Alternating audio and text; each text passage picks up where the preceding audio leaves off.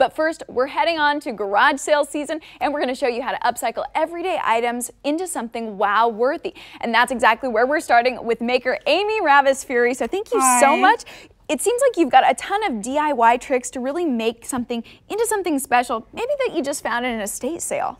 Yeah, I have a bad habit or a passion of going to garage sales and estate sales. I'm really, ever since I was a kid, been drawn to something old, something that has a story, something with character. Yeah.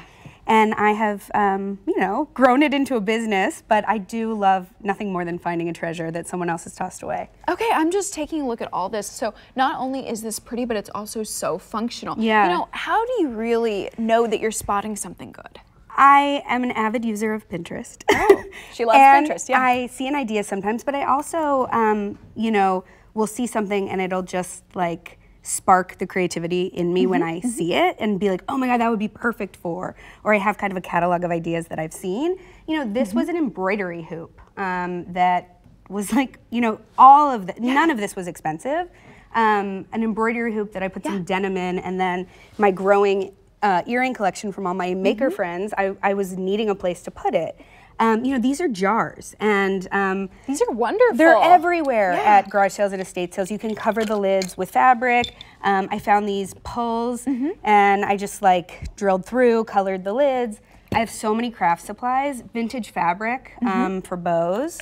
And this is wonderful because it's just so easy to grab and they're so pretty. I know, like. Now, what about being drawn to a plant like this, right? It did not look like this at the garage sale. Well, I bought the plant. The plant wasn't in it at all. This was this green thing which looked, I don't know, it just like drew me in. It was a bright color, but it was shoved way to the back. It was covered in dust. It needed to be rescued, you know? And I want to say, for those of you who feel like this isn't accessible, this, you know, it took some dusting off. I got a plant. And like, it has so much new life in it.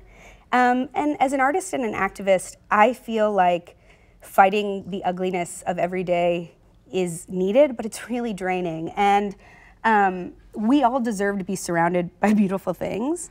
And you know, like, it's kind of an act of resistance to put some beauty out into the world, and we all need that. So let's draw our attention over here, because everything you just said speaks to that board, right? We've got rainbows, we've got pink, we've got chalk paint. You know, how did you rescue this guy? So it was one of those, you know, vintage metal trays, or, you know, like some sort of tray that's, there are so many at every sale I go to. Yeah. I covered it in chalk paint. So my daughter wrote in chalk right there.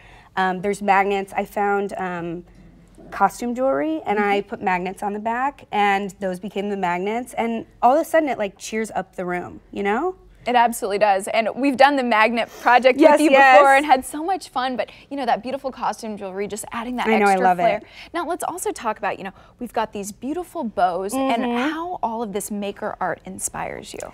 Yeah, I mean, I'm really inspired, like I said, by sort of, you know, you could go and buy something that you're gonna see someone else have, but there's something really cool about buying something that's one of a kind. Yeah. And I am far from the only artist who is inspired by reclaimed and rescued found objects. And if you don't mind, I would love to say that Strawberry Swing, I know Katie was here yesterday and talking about the wedding showcase, and like tons of makers are coming together for Strawberry Swing wedding showcase, and also the 5th annual Spring Swing.